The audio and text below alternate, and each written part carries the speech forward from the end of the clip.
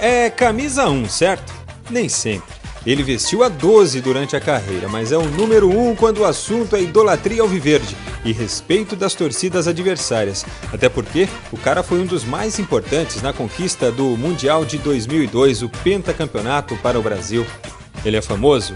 Sim, ele é muito famoso, a ponto de ter uma cerveja com a própria assinatura. Mas não é de aparecer com frequência não, ora porque simplesmente não quer e ora porque o coração, a saúde não permitiu. Também quando aceita uma prosa, o papo é muito bom. Marcos Roberto Silveira Reis, Marcão, esse é o nosso personagem no Catimba de hoje. Marcos, desde quando você é cervejeiro? Cervejeiro desde sempre, né? Artesanal há pouco tempo. Como é que surgiu essa ideia aí? Um dia a gente estava pensando no escritório aí o que a gente poderia fazer, tendo ideias, né? Eu comecei a conhecer a cerveja artesanal. Aí o Carone falou, pô, o que você acha a gente fazer, o Carone com o Juan, de a gente lançar uma cerveja? Aí me apresentaram o projeto, falei, pô, vamos ver o que dá, né? E aí a gente fez algumas reuniões, aí conheceu o pessoal da cervejaria Valfenga, né? Fizemos uma degustação, cerveja de ótima qualidade, cerveja de produtos alemães importados e dentro do meu gosto foi, né, foi sensacional, assim, não tinha uma experiência com cerveja artesanal, achava que toda cerveja artesanal era mais amarga, era mais forte, e eles me apresentaram essa cerveja Helles, né, que eu achei sensacional e aí a gente fez um negócio pra gente fabricar cerveja junto e colocar no mercado. A sede e a vontade de beber, né?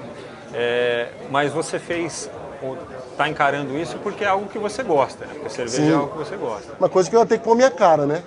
Eu ia ter que divulgar, eu ia ter que fazer trabalhar. Então tinha que ser uma coisa que eu gostasse. Né? Não é que eu bebo cerveja todo dia na minha vida, né? Eu bebo de final de semana, como todo brasileiro. Ou quando tem uma comemoração, no meio de semana, um aniversário, tudo bem, mas não bebo cerveja todo dia. E foi dessa ideia aí, tipo, de gostar do produto e de fora isso me apresentaram o clube, né? Esse Clube 12, que era um negócio junto com o torcedor, que a gente ia fazer eventos e depois que eu operei, né, eu tava parado aí, depois que eu operei, eu quis aproveitar um pouco mais a vida. Então nada melhor que cerveja com torcedor, com futebol, com resenha, que é o nosso lema, o lema do clube aí de fazer evento e aproveitar mais a vida. E partindo desse pressuposto aí de fazer coisas que você gosta, Marcão Empreendimentos pode vislumbrar um café mais pra frente ou não? Quem sabe, né? Um café com a tua marca, já pensou? Agora com o clube, a gente lançando um clube e o clube fazendo sucesso, a gente pode fazer um monte de coisa. Aí você pode viajar longe, né?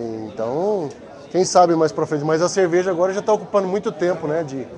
A gente tem a divulgação e tem os eventos que vai fazer com o torcedor. A nossa ideia agora no clube é dar muita atenção a esse torcedor, a esse sócio, né? Então vamos concentrar em fazer esse trabalho que a gente está fazendo bem feito. Evidente que você tem a sua equipe, né, o seu staff, as pessoas que trabalham com você, mas você está numa fase empreendedora mesmo, né? De pensar coisas, de produzir coisas novas. Hoje em dia no Brasil, né, empreendedorismo juntamente com a cerveja artesanal, que é uma coisa que está caindo no gosto da população. O pessoal está conhecendo mais. Depois que eu comecei a mexer com cerveja assim, o pessoal vem conversar mais comigo sobre isso, entendeu? Nossa, eu gosto de cerveja artesanal, eu tomo, tenho faz tempo. Então, eu acho que o empreendedorismo hoje em dia é o futuro do Brasil aqui, né? O pessoal tem que sair da zona de conforto e tentar ir para o mercado com alguma coisa que o povo gosta. Agora, como é que um cara, 3 meses depois de sair de uma cirurgia delicada como a sua, lança uma cerveja assim? Eu queria que você falasse da cirurgia. Como é que foi? Como é que você ficou sabendo? O que é que você pensou ali naquele momento? Para te falar a verdade, é uma notícia muito ruim quando você tem uma notícia dessa. Principalmente uma cirurgia cardíaca, né? Não era uma coisa que eu esperava. Psicologicamente te arrebenta, né? Porque você fala, meu Deus do céu, vou ter que operar o coração. Por mais que seja 2% de risco só, hoje em dia o coração é uma das coisas mais estudadas, né, do mundo.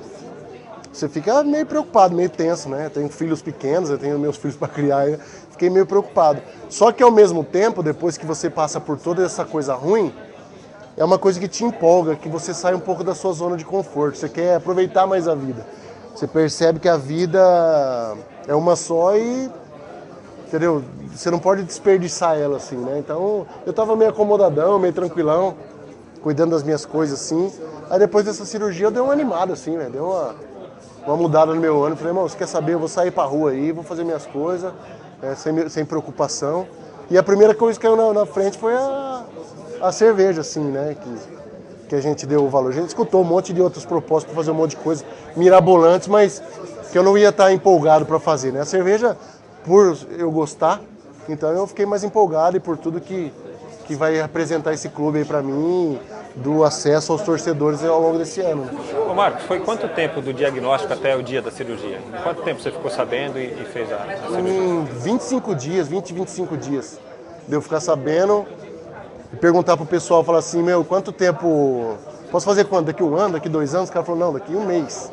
Eu dava uma fumadinha e eu achava que era por causa do cigarro. Falava, tem que parar de fumar que tá me dando tosse. E não era a válvula que voltava um pouco de sangue pro pulmão. De vez em quando, assim, muita gente fala que você some, né? Você some da mídia, você é um cara muito expansivo, mas ao mesmo tempo é arredio, assim, a entrevistas, a se expor um pouco mais. Por que o Marcão é assim? Porque quando eu não tenho o que falar, eu não falo. É assim, nada produtivo, né? Porque normalmente o pessoal sempre chama para falar alguma coisa do Palmeiras, mas como eu não faço parte mais em nada do Palmeiras, e eu sou um torcedor comum, só que às vezes o meu palpite como torcedor comum dá algum problema. Às vezes para mim, às vezes para o Palmeiras, às vezes para alguém. Então eu falo, pô, aí você tem um cara no Palmeiras que eu não gosto, eu não posso falar que eu não gosto daquele cara. Uma coisa que todo torcedor pode falar. Aí se o cara vai perguntar para mim sobre aquele cara, eu vou ter que mentir.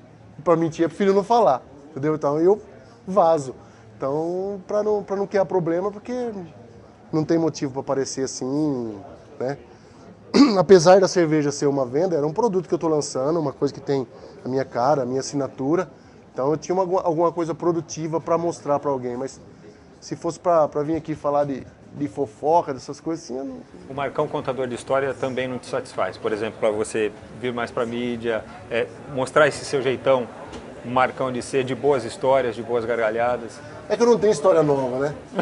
Eu tenho um filho pequeno, fico muito em casa e as minhas histórias estão meio ultrapassadas. Tá que nem o Chaves, repetindo todas as histórias? É, né? o Vampeta é um cara que tem história até hoje, o Sampaio, os caras estão no meio do futebol ali, tá sempre... O futebol sempre é um negócio que acontece histórias novas, mas as minhas já estão passadas, faz tempo que eu não frequento o meio, e quando você fica um pouco afastado do futebol assim, você acaba ficando repetitivo, né? Então... Foi o cara mais louco que você dividiu, assim, concentração? Mais louco? A pancada, que te deu mais histórias para contar, que era mais divertido. Ah, rapaz... Tem muitos, né? Tem bastante gente. Futebol é um meio legal porque é um monte de gente, de um monte de lugar, né, um monte de cidade, com um monte de criação. Mas sempre os que davam as histórias mais engraçadas era o pessoal da Bahia, né? O Júnior Baiano, o Júnior Lateral, o pessoal mais animado, assim, que sempre tinha uma historinha boa para contar. E o jeito do baiano, assim, sempre é muito engraçado, muito legal, né? Então o pessoal da Bahia sempre me dei muito bem com os caras da Bahia, porque eu achava o povo animado e eles sempre tinham boas histórias. Você já dividiu o quarto com o Adãozinho alguma vez, não? Com o Adãozinho já? O Adãozinho é meio oposto Sim, do Marcão, né? Não, o Adãozinho Do Marcão. O Adãozinho tem uma boa dele. O Adãozinho, um dia eu tava indo pra Campinas, aí encontrei uma caminhonete, igualzinho do Adãozinho ali, saindo na Bandeirantes. Aí vi uma caminhonete verde lá, falei, ué, parece a caminhonete do Adãozinho. Aí fui pra Campinas, voltei, no outro dia tinha um treino. Pô, a gente jogava profissionalmente, no Palmeiras, tal, não sei o que lá. Aí no outro dia eu encontrei o Adãozinho e falei, pô, Adãozinho, não era você que tava parado na Bandeirantes ali com a caminhonete? Ele falou, era eu mesmo. Eu falei, o que você tá fazendo? Ele falou, eu tava lá no meio do mato, cortando capim pro meu cavalo. Falei, esse cara vê um jogador de profissional com um facão cortando capim pro cavalo, é uma coisa que você vai ver mais hoje em dia, velho. Só nessas épocas, né? Ele era um jogador diferente, né? Nesse sentido de viver mais a vida do atleta, assim, de ser mais... Sim. Ele é menos badalação, mas Sim. Ele é mais caipira que o Marcão. É, bem mais. Bem mais. Bem mais tranquilo, tal, não sei o quê, bem simples. O Adão é um cara sensacional, velho. É um dos melhores caras que eu joguei na minha vida. Não só como jogador, assim, de parceiro de grupo, de profissional que ele era, mas como ser humano, assim, foi um dos melhores caras que eu conheci. Melhor parar de falar do Adãozinho, senão a gente vai descobrir que ele tá jogando até hoje, né? Ah, certeza. Não é? Se chamar, ele vai. Eu lembro que eu chamei ele para um jogo de férias lá na minha cidade. O jogo era 10 horas, ele chegou 6 horas da manhã batendo palma lá em casa. Os caras falaram, Adãozinho tá aí. Eu falei, não acredito, Veio pra pré-eleição, chegou pra pré-eleição. Chegou. O Adãozinho, para quem não lembra, fez história no São Caetano e, é claro, no Palmeiras também, porque não foi o único Adãozinho do futebol e foi companheiro do Marcão. Foi, meu parceiro. Ô, Marcão, posição de goleiro, seleção brasileira, como é que você analisa? Acho que tá bem servida. Claro que seleção sempre vai ficar gente para trás, gente boa, de qualidade para fora. Só tem 3 vagas e tem muitos goleiros bons no Brasil. Mas o treinador de goleiro da seleção é o Tafarel. Então o Tafarel é um cara que, qualquer que seja a convocação dele, dá para assinar embaixo. Né? Tenho certeza que ele orienta muito o Tite pelo que ele conhece da posição. E né, sempre vai ficar o Vanderlei, ou sei lá, o Tite pode ainda dar uma oportunidade pro Vanderlei, mas tipo um Fábio do Cruzeiro que o pessoal pede direto, o Vitor que já fez parte da seleção, Diego Alves que voltou pro Flamengo agora pensando em seleção, o Praz que até ano passado era, né, pedido na seleção. Então, acho que o Tafarel tá ligado ali no que ele tem que fazer e cabe a mim só assinar embaixo do que ele escolher. E com relação ao Tite na seleção brasileira, você chegou a trabalhar com ele lá no Palmeiras, jogar com ele? Não? Eu não joguei, eu tava machucado. O Tite é um cara que todo mundo gosta, todo mundo que teve a oportunidade de trabalhar com ele gosta muito do jeito dele humano, né? Fora ser um treinador exigente, claro, e estudioso, ele é um cara bem humano, assim, no dia a dia, né?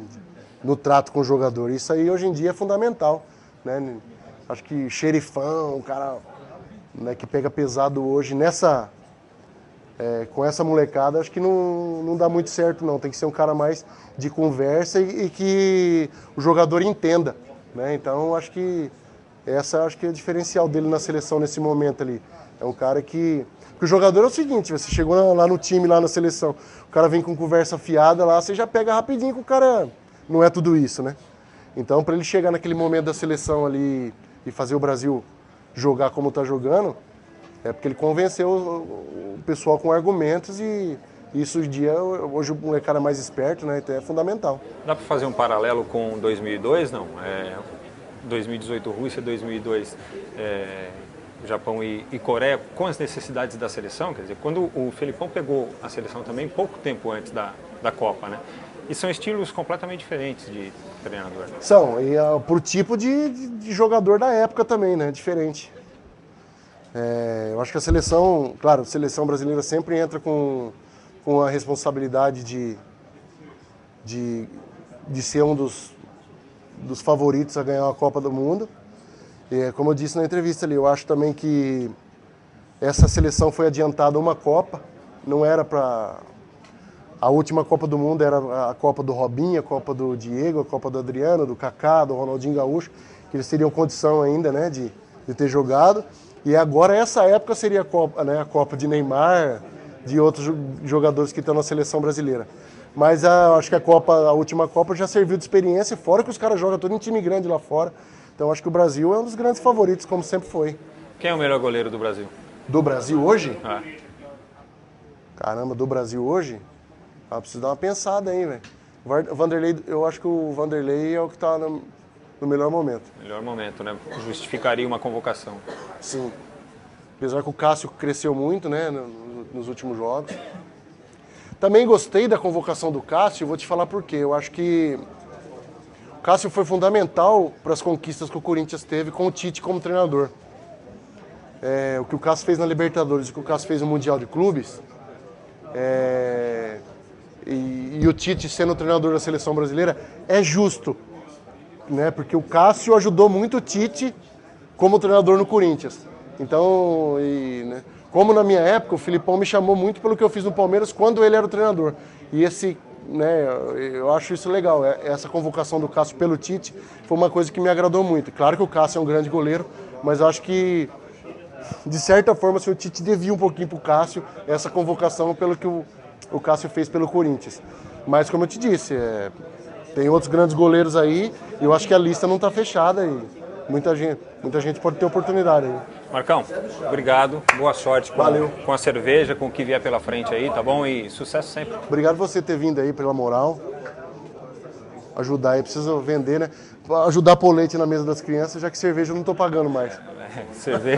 Cerveja agora está na faixa. Bom, esse é o Marcão, nosso convidado de hoje, nosso programa de estreia aqui no Catimba, tá bom? Semana que vem tem mais. Obrigado por você estar com a gente e saúde sempre, Marcão. Até semana que vem. É nóis.